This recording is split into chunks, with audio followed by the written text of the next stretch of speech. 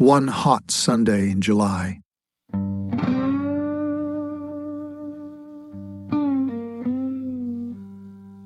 The July heat in the year 1935 settled over the Ozark Hills of McDonald County, Missouri, the way it always had and always would, thick and pressing like a wool blanket laid over the shoulders of the land. The creek bottoms steamed in the mornings, and the pastures went pale and brittle by midday, and the men and women who worked that rocky ground did so because there was nothing else to be done. The farm didn't care what month it was, or how the mercury climbed. The cows needed tending, and the garden needed water, and the fences needed mending. And a man and his wife went about those things because life required it of them, regardless of what else might be festering between them. George Lamphere was 40 years old that summer, broad through the shoulders, and weathered the way a man gets when he's spent his years in the open. His wife Reba was younger by a decade, a woman of 30 who'd come into the marriage the previous November with some hope in her, the way young women do. They'd been married less than a year when that never-to-be-forgotten Sunday afternoon in Erie arrived, hot and still and smelling of dust. The kind of afternoon that makes everything feel more urgent and more desperate than it truly is.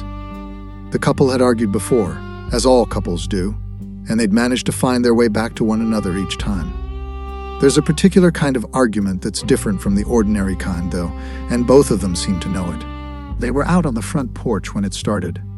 The way folks in the Ozarks tended to gather while looking for a breath of air that wasn't quite there. Reba had been carrying something for a long while, and on that Sunday afternoon she finally set it down in the open where they could both see it. She told George she'd had enough of the farm. She told him she'd had enough of him too.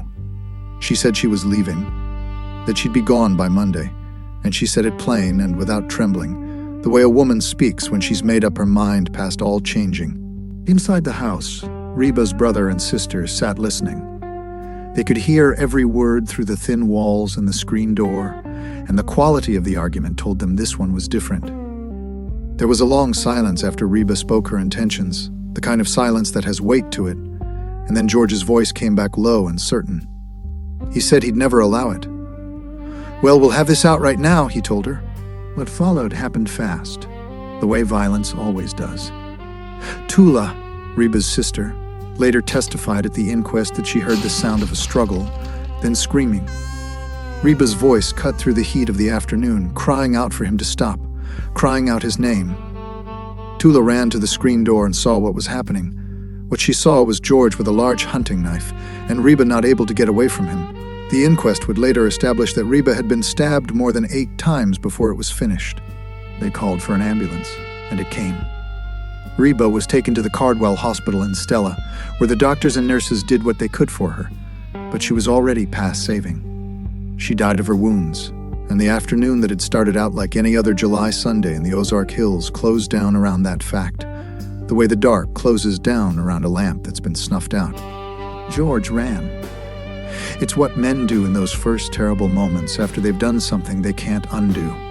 He was covered in blood, and he ran from the house and down the road toward his father's place, a mile or two off through the hills, perhaps believing that if he ran far enough, something about what had happened might be different when he stopped.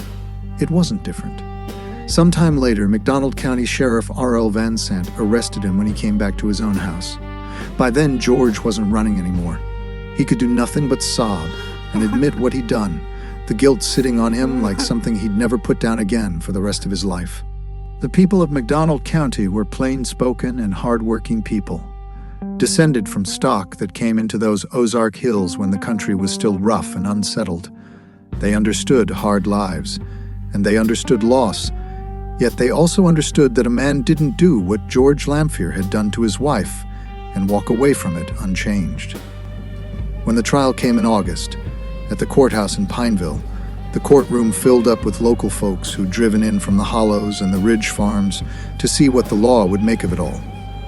There's something in people that needs to see justice done, not out of cruelty, but out of a deep and quiet need to believe that the world still holds a kind of order, even after something like this.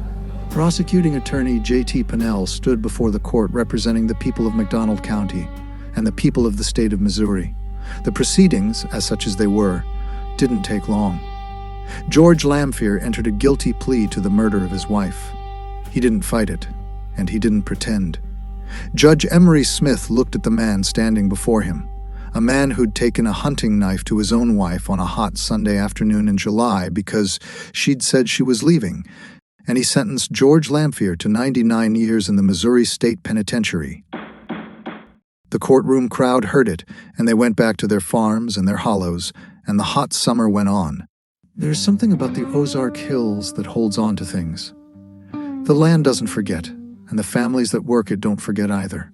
Reba Pearl Rakes Lamphere was laid to rest in the Lowell Cemetery, in the ground she'd grown up near. The seasons turned over her, the way they turn over everything in that country, hot in the summer and cold in the winter, and beautiful in the spring when the redbuds come out along the creek banks. She'd been a young woman with a decade of years on her husband, who'd married in the fall with some kind of hope about it, and she'd found that there are marriages that carry a quiet and ordinary happiness and marriages that carry something else entirely.